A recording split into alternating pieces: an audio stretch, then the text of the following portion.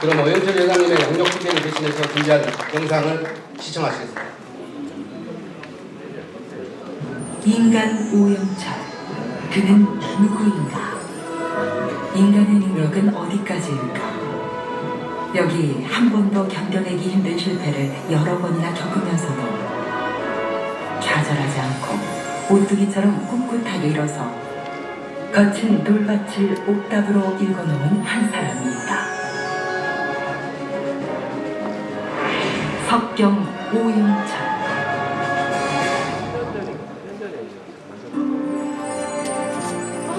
(1945년 1월 18일) 충청남도 영기군 북면의 한 작은 마을에서 태어난 석경 오영철. 3남 2녀 중 막내로 태어난 그는 유난히 장난기가 많은 개구장이로 자랐다. 그러던 어느 날 어린 영철은 지소장의 새 자전거를 몰래 타고 달리다 3학년 남자아이의 앞니를 부러뜨렸고, 겁에 질린 영철은 혼날 것이 두려워 강을 건너 도망치고 만다. 큰 천둥 소리와 세찬 소나기, 요란하게 울리는 앰뷸런스 소리는 어린 영철에게 험난한 운명을 예고하는 듯했다. 그가 무작정 달려간 곳은 10리나 떨어진 조치원역. 하늘이 알았을까? 이 일이 영철에게 풍운의 인생사를 가져다 줄 것임을.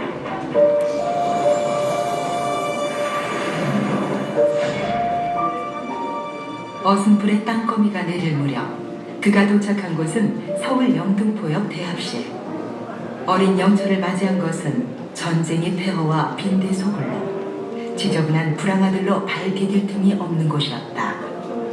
온전한 정신으로는 도저히 몸을 누일 수조차 없는 생지옥과 다름없는 곳. 어린 영철은 엽전 우체국 앞에 가마니를 깔고 지친 몸을 기대며 험난한 인생길을 그렇게 시작했다. 배고픔에 굶주려 밥분량을 하러 다녔지만 굳게 닫힌 문은 아무도 어린 영철에게 도움의 손길을 주지 않았다.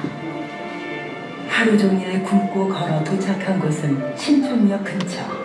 어디서 그런 용기가 나왔을까? 영철은 파출소를 찾아가 밥분량을 한다. 빨리 집으로 들어가라며 순경 아저씨가 사준 짜장면은 그야말로 꿀맛이었다. 잘 곳이 없던 그는 신촌역에 정차해 있던 열차에 탔다가 언뜻 잠이 들었다. 그 열차는 새벽에 출발하는 문산행 평균 열차였고, 그 열차를 타고 그렇게 일산역에 내리게 된다. 무임승차한 어린 영철은 모진 벌을 서고 난 뒤에야 역을 빠져나올 수 있었다. 숙명처럼 이어지는 고생길의 연속. 그러나 이것은 앞으로 이어질 더 큰 고난의 서막일 뿐이었다. 또다시 무작정 걷다가 다다른 곳은 일산 삼거리.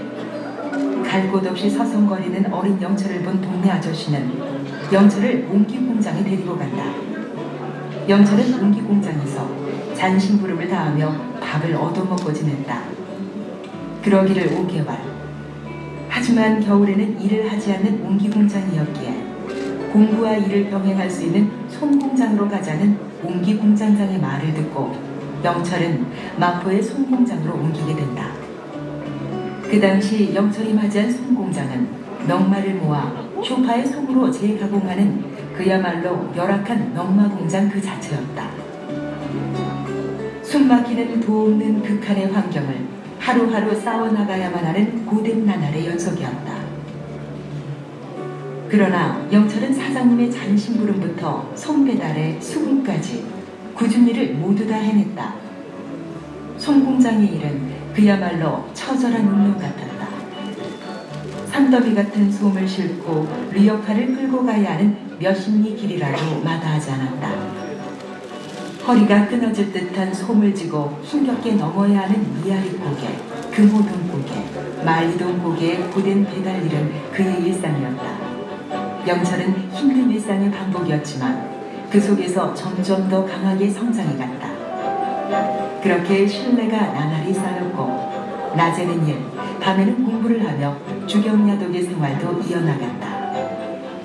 하지만 그 당시 영철의 생활이란 굶는 게 다반사. 여기에 몇 해 동안 추운 겨울을 다락방에서 잠을 자며 온몸이 동상에 걸리는 열악한 상황이었다. 이 넉마 같은 삶도 내 인생이리라. 영철은 또 한 번의 운명으로 기꺼이 받아들이며 언제나 강한 의지만은 잃지 않았다. 원망 대신 남들보다 더 일하고 더 공부했다. 하루 4시간만 자는 힘든 생활이었지만 후회하지 않게 순간순간 최선을 다했다. 그리고 그 시간을 딛고 청년으로 성장하게 된다. 비수기인 여름, 솜 생산이 중단되면 급여를 받을 수 없기에 영철은 궁여지책으로 솜 공장을 가동해 솜 생산을 할 수 있는 아이디어를 내게 된다. 그리고 생산된 솜 제품을 리어카에 싣고 이불 공장에 가서 리어카가 고장났다며 맡기기를 수차례. 이렇게 영업 수완을 발휘했다. 그리고 영철은 마치 그 가게 종업원처럼 두 팔 걷고 일을 도와준다. 이러한 행동에 가게 주인들은 그를 신뢰하고 감동하여 맡긴 솜을 전량 구매하도록 만드는 계기가 된다. 이렇듯 힘든 비수기에도 영철은 지혜를 발휘해 그해 겨울까지 공장 운영이 잘 되게 한다. 열악한 환경의 솜 공장에서도 학업을 중단하지 않고 성실한 영철을 다른 경쟁업체에서 과분한 조건으로 데려가려 하지만 원형 이정은 천도지상이요 공덕지물은 배은망덕이다. 성실하고 양심적으로 사는 것이 기본이요 떳떳하지 않고 부정으로 생긴 재물은 자신에게 화가 되돌아온다는 말을 좌우명으로 살아온 영철은 힘들어도 스스로 노력해서 이루겠다는 자신의 신념을 위해 단호하게 거절한다. 이 모습에 많은 사람들은 영철을 더욱 신뢰하게 된다.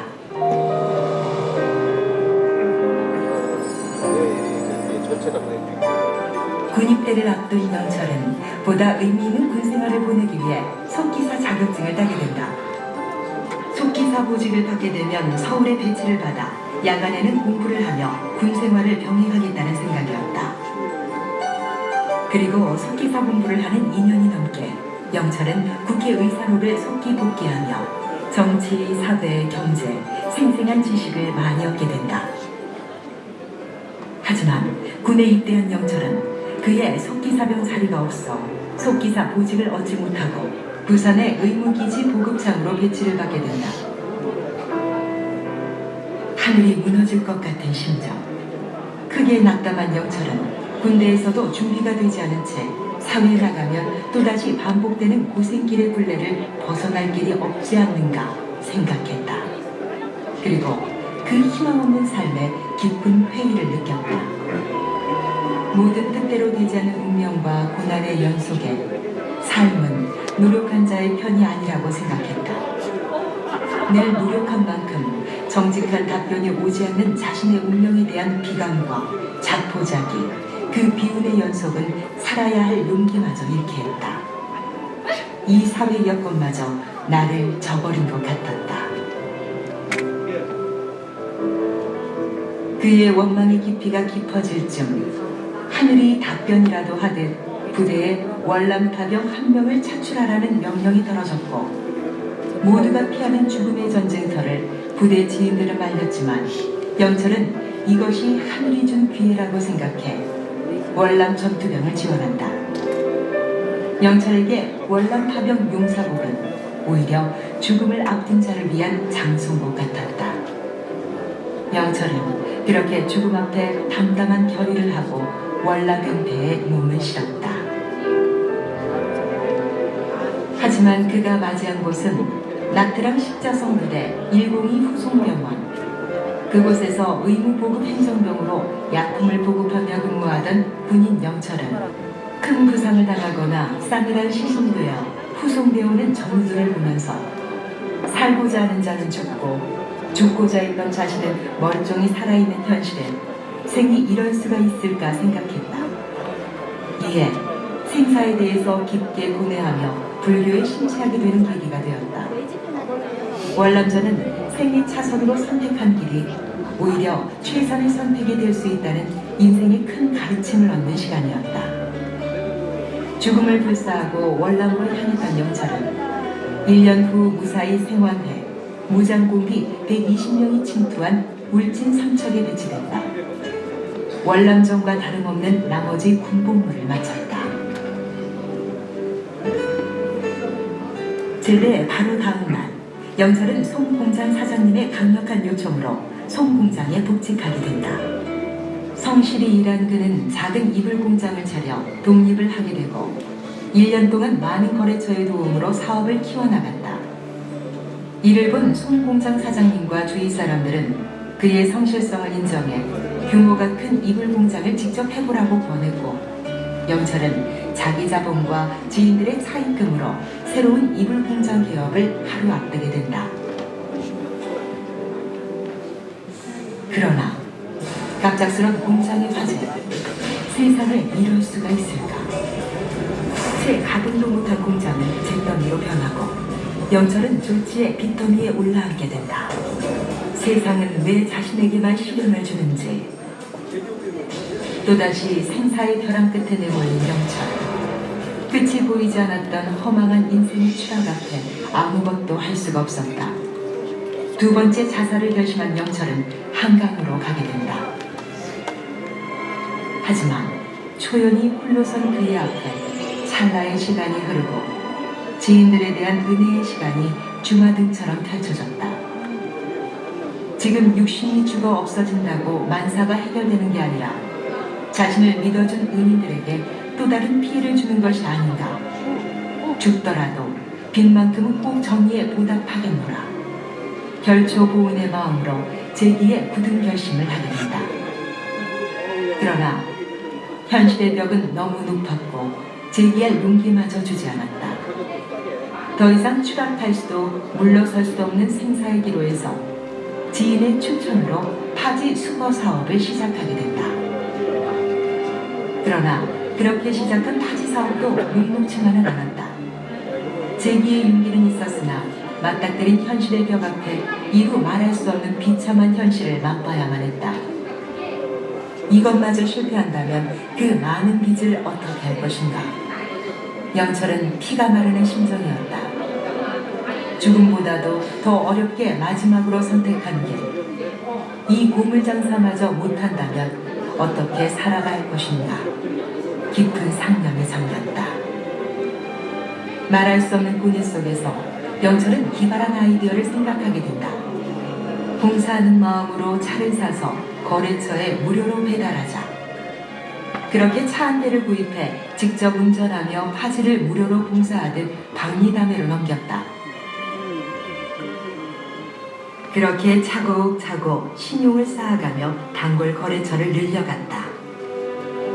그의 나이 27세. 젊은 나이에 넉마주의보다 못한 세월을 2년여 보내면서 나아지지 않은 현실 앞에 영철의 20대는 그 누구보다 힘들었다. 지성이면 감천이라 했던가. 어느 날 삼양라면 박스 공장에서 한 달에 수백 트럭 정도인 파지 입찰이 있다는 정보를 알게 됐다. 영철은 급전을 마련하느라 입찰 시간이 늦지만 여직원의 간곡한 사정으로 간신히 참여하게 된다. 입찰 가격을 고민하던 그는 본인이 어려움에 처하더라도 원자재가 없어 판지를 생산하지 못하는 제지공장의 입장을 생각했다. 자신이 미치더라도 어떻게든 파지를 거래하는 제지공장에 공급하기 위해 높은 입찰가를 써냈고 결국 미치는 낙찰을 받게 된다. 수십 명의 경쟁 입찰업체는 이해할 수 없는 금액으로 낙찰받자 이에 항의해 파지 공급을 중단시켰다. 그러나 재조사 과정에서 당연히 문제가 없는 걸로 판명되었다. 그리고 얼마 지나지 않아 전 세계 경제를 혼란에 빠뜨린 에너지 파동으로 한국 경제는 수출입이 마비되는 위기를 맞이하게 됐다. 하지만 이 위기는 영철에게 황금 같은 기회를 마련해 주었다. 파지값은 3배로 올라갔다. 뜻하지 않은 수익이었다. 영철의 순수했고 성실한 사업 정신이 대가를 받는 순간이었다. 그야말로 하늘이 내린 복이 아닌가 싶었다. 무려 9년간의 파지 사업으로 자금을 확보한 그는 시흥에 공장 부지를 구입하여 가구 공장에 임대를 주었고 안양에는 제주 공장을 운영하며 진정한 경영인의 길로 들어서게 된다. 미래가 너무도 밝아 보였다. 그러나 기쁨도 잠시. 가구 공장에 또다시 불이 나며 시련이 찾아왔다. 두 번째 불. 하지만 영철은 천신만고 끝에 공장을 재건하였고 새로운 공장에 일민식품 김치공장을 임대해 주었다. 그러나 김치공장도 오래가지 못했다. 매일매일 치솟는 배춧값, 양념값으로 사장이 야반도주를 감행한 것이다. 졸지에 실업자가 된 직원들과 가족들. 건물주였던 영철은 주인의 권유로 뜻하지 않게 김치공장을 맡게 된다. 전혀 생각지도 못한 운명의 길로 들어서게 된 오 사장. 하지만 풍년과 흉년에 따라 발주금의 차이가 많이 나는 김치 사업은 적자로 인해 더 이상 지탱할 수 없는 상황이었다. 이 뜻하지 않은 상황과 마주한 오 사장은 깊은 시름에 빠졌다. 그렇게 고민의 날들이 이어지고 결국 오 사장은 사활을 건 승부수를 띄우게 된다. 김치의 대체 사업으로 1년 동안 원자재 보관이 용이하고 수급이 안정적인 사업이 무엇인가 생각해 보았다. 그가 내린 결론은 바로 단무지였다. 생산 출하 기간도 짧고 가격과 유통 구조가 단순한 편이었다. 더욱이 단무지 무는 오 사장의 고향인 조치원이 국내 최대 생산지였다. 먼저 공장을 조치원으로 이전하고 생산 시스템을 갖춘 것이 오늘날 일미농수산 36년 단무지 역사의 첫걸음이었다.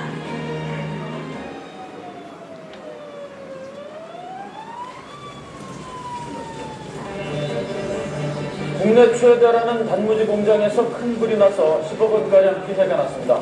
샌드위치 패널 건물에서 유독 가스가 많이 나와서 진화가 어려웠습니다. 송민석 기자입니다. 시뻘건 불길이 공장 건물 전체를 집어삼켰습니다. 소방관들이 사다리차까지 동원해 연신 불을 뿌려댔지만 건물 밖으로 터져나오는 불길은 잡힐 기미를 보이지 않습니다. 포착을 하니까 연기가 빨갛고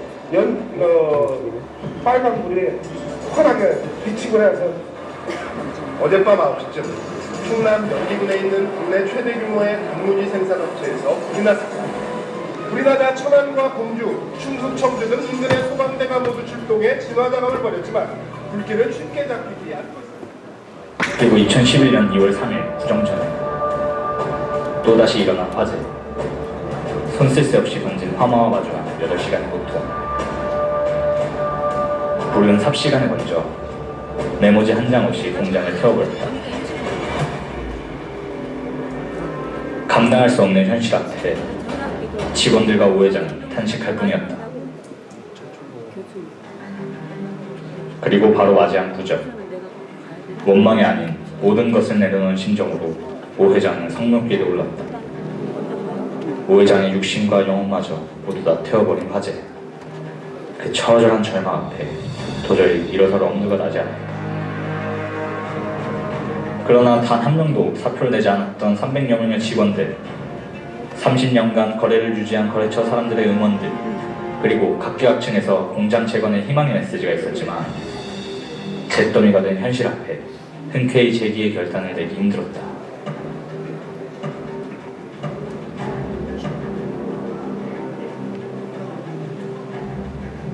처음부터 다시 시작해야 하는 무모한 도전을 의지 하나만으로 이뤄낼 수 없다고 생각했다. 그러나 언제나 가진 것 없이 일궈낸 내 인생이 아니었는가. 그는 그렇게 조금씩 마음을 움직였다. 그동안의 모든 거래처를 다 뺏기겠지만 많은 직원들의 일터만은 만들어주자는 마음, 은인들을 위해서라도 공장을 재건해 더 크게 일어서리라는 어려운 결심을 그렇게 하게 된다. 그러자 기적 같은 일들이 거짓말처럼 눈앞에 펼쳐졌다.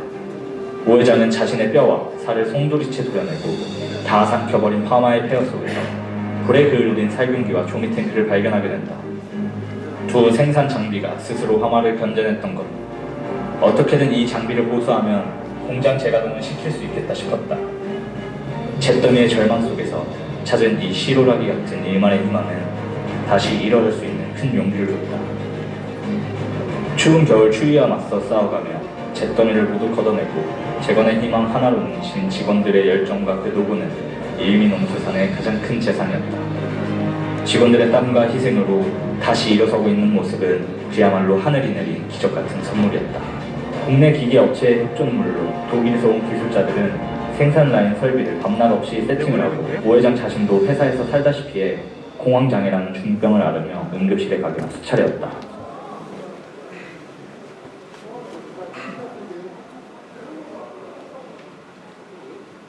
솔개의 마음으로 뼈를 깎는 고통을 참아내며 오 회장은 공장 재건에 힘썼다. 그렇게 10개월 최첨단 시설과 방제 시스템 100년을 내다본 일미농수산의 초현대식 공장이 완공되었다. 준공날 오 회장은 아름다운 세상을 다시 한번 보게 되었다. 하늘이 내게 주신 뒤에는 남은 여생 더욱 겸손하고 사회봉사를 하면서 살라는 뜻이기에 그렇게 살아가기로 결심했다. 솔개의 마음으로. 최고 70년을 사는 솔개는 약 40년이 되었을 때 발톱이 노화하고 부리도 자라고 부러져 하늘로 날아오르기 점점 힘들어집니다. 그럼 솔개는 두 가지 선택을 해야 한다. 죽는 날을 기다리든가 아니면 변화의 과정을 선택하든가. 변화를 선택한 솔개는 바위를 쪼아 부리를 깨고 그 뒤 새로운 부리가 나오면 발톱을 뽑는 아주 고통스러운 과정을 거쳐 다시 새롭게 태어납니다. 새롭게 변할 것인가? 현재 삶에 안주할 것인가? 여러분은 무엇을 원하십니까?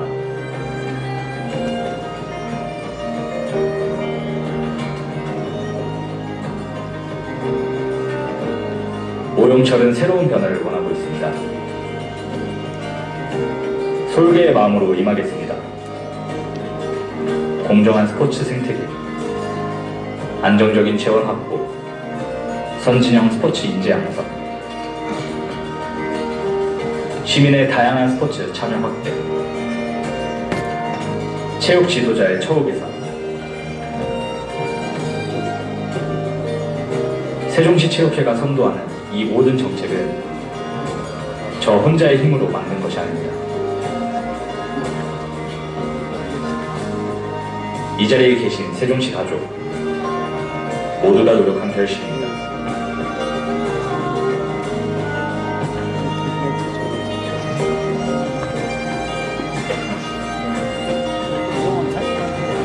아니 이거 전화번호가 국민일을 못 쓰게 하니까 국민번호가 안 돼.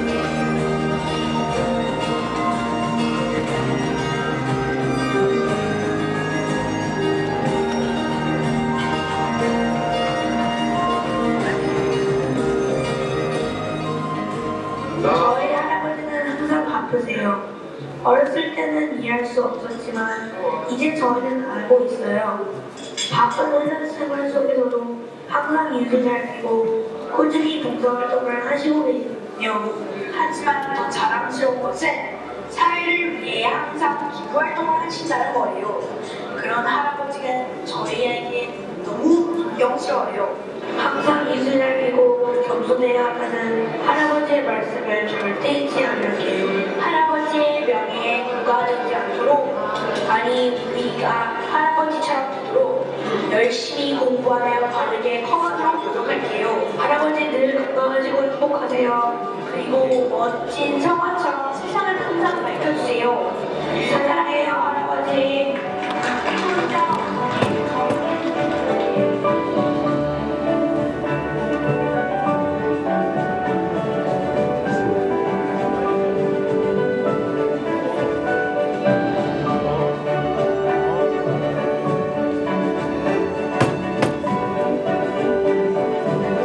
스포츠는 건강입니다.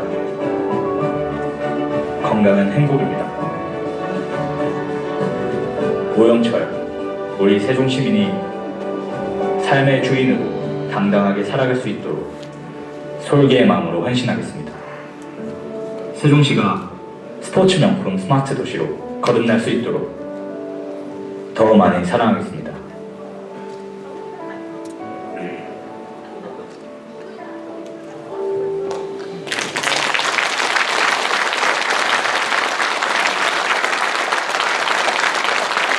감동적이지 않습니까?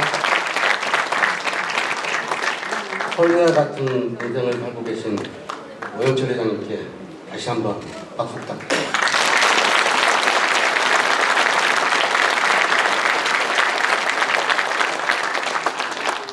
저 역시 결초부원의 마음으로 이 영상을 제작했습니다.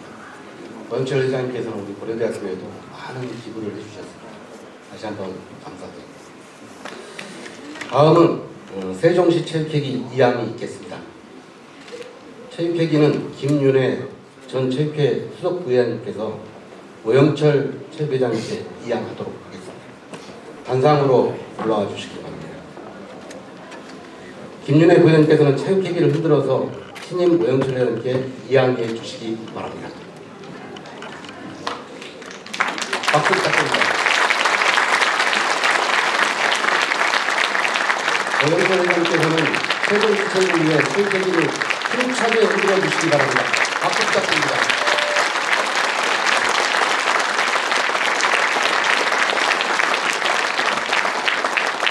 네, 감사합니다. 다음으로 오영철 회장님의 10억 원 체육발전 기부금 전달 기념 촬영이 있겠습니다. 함께할 내빈께서는 단상으로 올라와 주시기 바랍니다. 최민호 시장님, 상병헌 의장님, 최계준 교육감님, 세종 임원을 대표하여 김송공, 봉진만, 성기호, 이만 부회장님, 어르신 체육을 대표하여 한인섭, 이기용, 이영균, 홍대선, 황우성, 강태훈 회장님, 읍면동 체육회를 대표하여 김현락 사무국장협회 회장님, 세종 체육꿈나무를 대표하여 10명의 체육꿈나무들은 무대 위로 올라와 체육발전 기부금 전달 기념 촬영을 함께 하겠습니다. 오신 분부터 올라와 주시기 바랍니다. 예, 예. 올라와 주셔도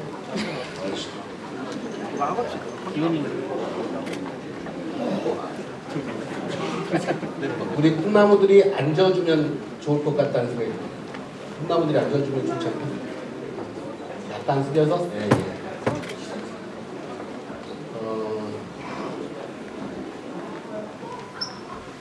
정면을 바라봐 주시기 바랍니다.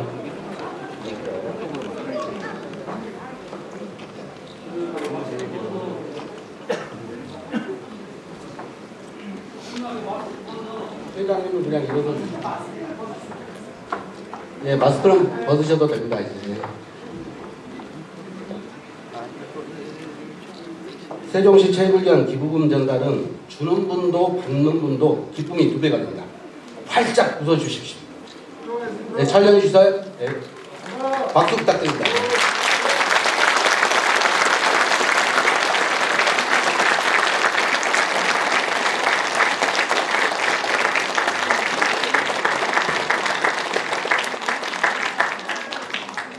감사합니다. 기부금 전달 기념 촬영을 마치도록 하겠습니다. 단상으로 내려가 주시면 되겠습니다. 속도가 좀 빠르죠? 세종 체육발전 기부금은 어르신 체육활동 지원, 체육 꿈나무 양성, 각종 대회 개최 및 참가 지원 등 체육발전 및 진흥을 위해 사용하도록 하겠습니다. 체육발전 기부금은 기부금 10억 원은 회장님 4년 임기 내 매년 2억 5천만 원씩 분할 납부하게 됩니다.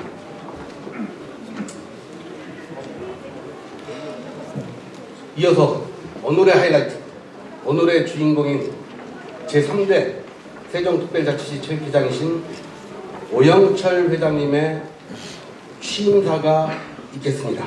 많은 준비하셨습니다. 예. 1분만 저한테 또 책임을 맡기시고 가시네요. 오영철 회장님의 취임사를 준비하면서 정말 여러분께 검증을 받았습니다. 취임사에서 할 수 있는 약속을 저버릴 수가 없다. 그래서 우리 고려대학교 학장을 지내신 김창국 학장님께서 한 3번을 검토하시고 또 체육회 사무처장님 기타 또 많은 분들께서 이번에 선거에서 이겼을 때도 취임사를 이 검토하셨습니다. 근방에 안 계셔가지고 취임사 내용 중에 제가 말씀드리자면 너무 젊게 우리 회장님이 표현을 하십니다. 또 또한 오늘 말씀드리지만은 나이를 앞으로는 절대 이야기하시면 안 됩니다. 제가 한번 나이 이야기했다가 어마어마하게 이 무안을 당했습니다. 회장님의 일정 때문에. 그리고 오늘 주제도 제가 보기에는 취임사를 마치면서 정말 좋은 또 시를 한 편을 아름다운 분이 봉독을 하실 텐데 그 시마저도 나이 이야기는 하지 말라는 시였습니다. 깜짝 놀랐습니다. 그래서 여기 우리 종목단체 가족 세종시 책임 내빈들께서는 회장님 보시면 무조건 젊다고 이야기하셨어요. 지금 많은 분들이 오셨는데 바로 우리 회장님의 취임사를 듣도록 하겠습니다. 박수 부탁드립니다.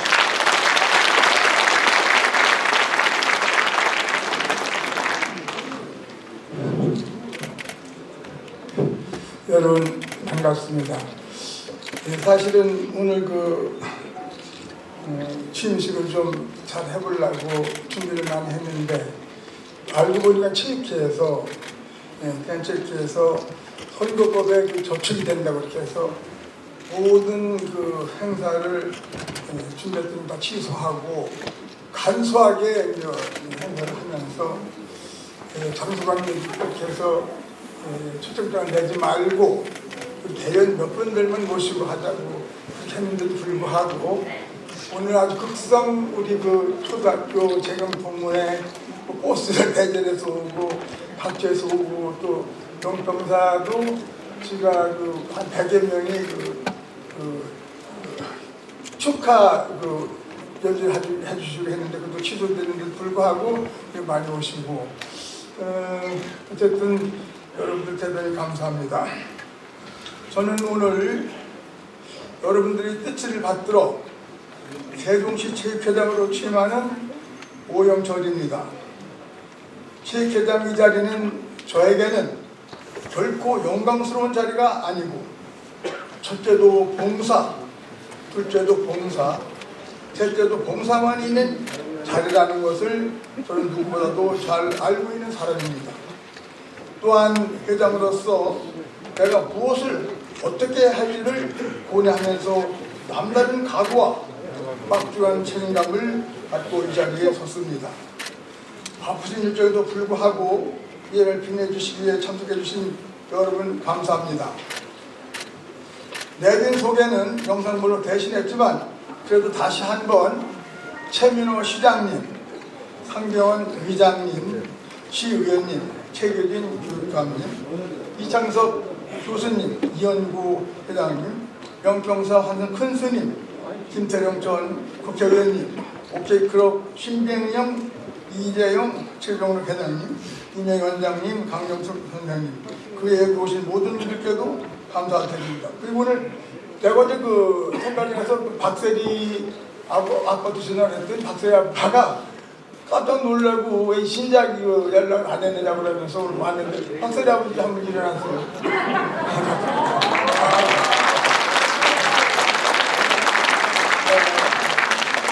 박세리 아버지의 고향은 조천 조치원, 조천 고등학교 출신이고요.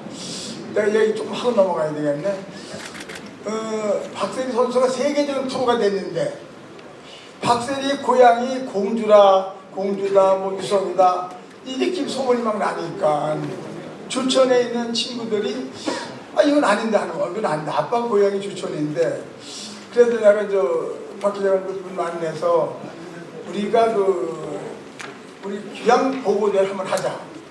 박 회장이 협의하시면 좋죠 해갖고 제가 이봉 선생님 계실 때 여기 군청 강당에서 박세리 어머니, 할머니 또 스님들까지 모시고 와서 거창하게끔 제가 귀향 대회를 해주고 나서 박세리 박 회장하고 같이 여러 얘기를 하면서 정말로 박세리를 길러내는데 야 정말 박 회장이 다른 사람들이 보는 거하고는 전혀 이가 아니구나.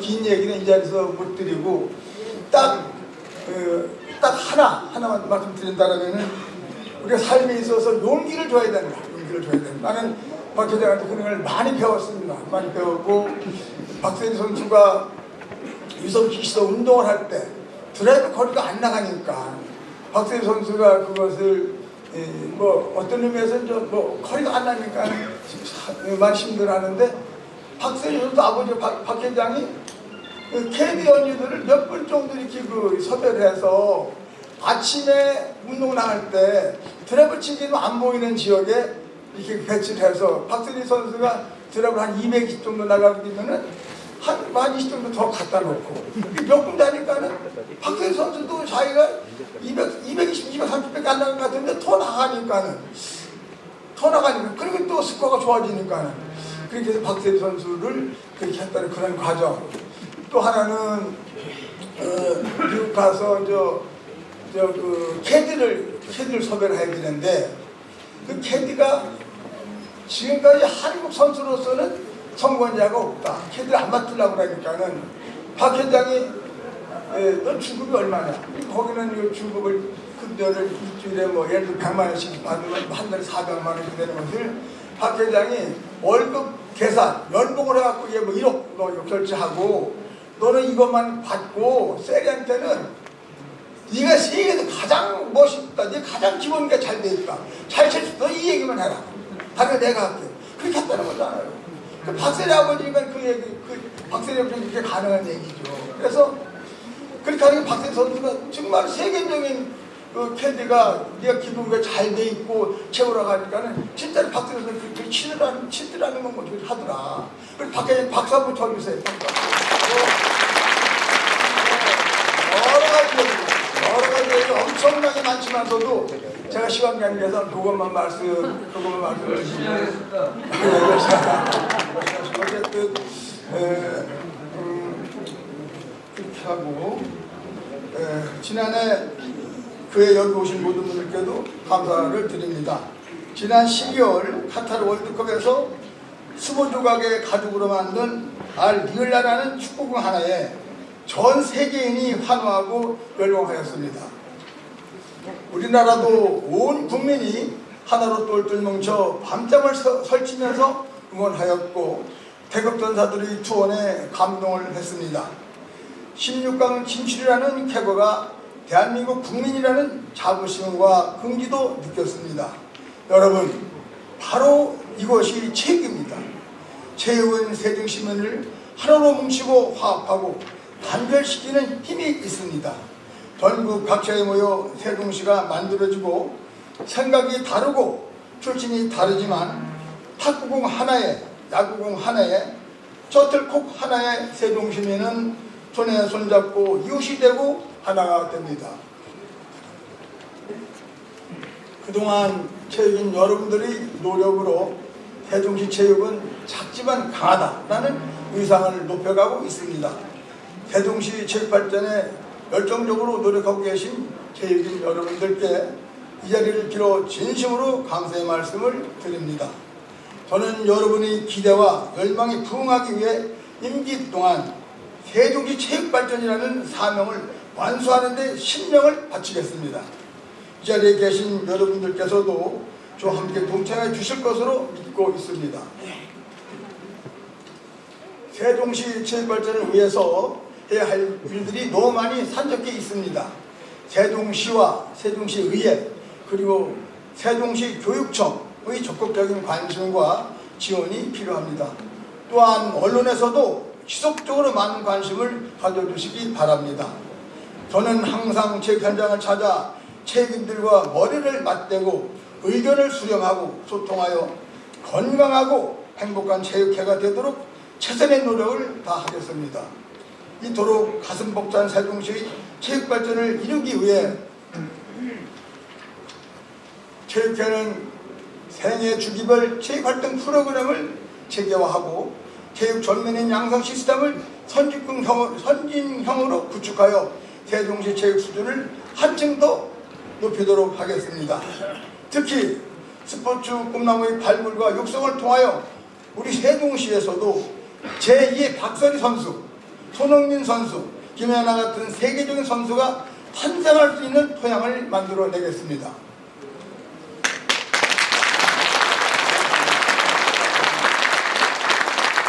또한 아울러 어르신 책 등록도 적극적으로 지원하여 모든 어르신들이 건강하고 행복하게 운동할 수 있도록 최선을 다하겠습니다. 명품 스포츠 도시를 만들기 위해 39개 전 종목의 의견을 수렴하고 선별하여 종목별 전국대회와 국제대회를 적극 유치하고 지원하도록 하겠습니다. 이를 위해 체육기금 및 예산 확보에도 최선을 다하겠습니다. 선거 공약을 충실하게 이행하기 위하여 대학 교수 중심의 전문가 집단인 미래전략기획위원회를 출범시키고자 합니다. 또한 각계각층의 저명인사로 구성된 특별고문단과 체육발전위원회를 구성하여 혁신적이고 효율적인 체육조직을 만들겠습니다. 이렇게 하여 세종시를 글로벌 명품 스포츠 도시로 만들어내겠습니다. 이 자리에 계신 모든 분들께서도 다 같이 힘을 모아 동참해 주실 것을 부탁드립니다. 존경하는 세종시민 여러분, 우리 세종시는 2027년도 하계 세계대학 경기대회를 유치했습니다. 이는 세종시 체육을 20, 30년 앞당길 절호의 기회이자 행정수도 세종시의 역동적인 모습을 전 세계에 알릴 좋은 기회를 얻었습니다. 누구보다도 체육을 사랑하는 제가 모든 역량을 결집하여 세계대학 경기대회가 반드시 성공적으로 치러질 수 있도록 적극 노력하겠습니다. 미래 전략 수대에 걸맞는 글로벌 명품 스포츠 도시를 위대한 세종시민과 함께 손잡고 만들어 나갈 것을 굳게 약속합니다. 박수!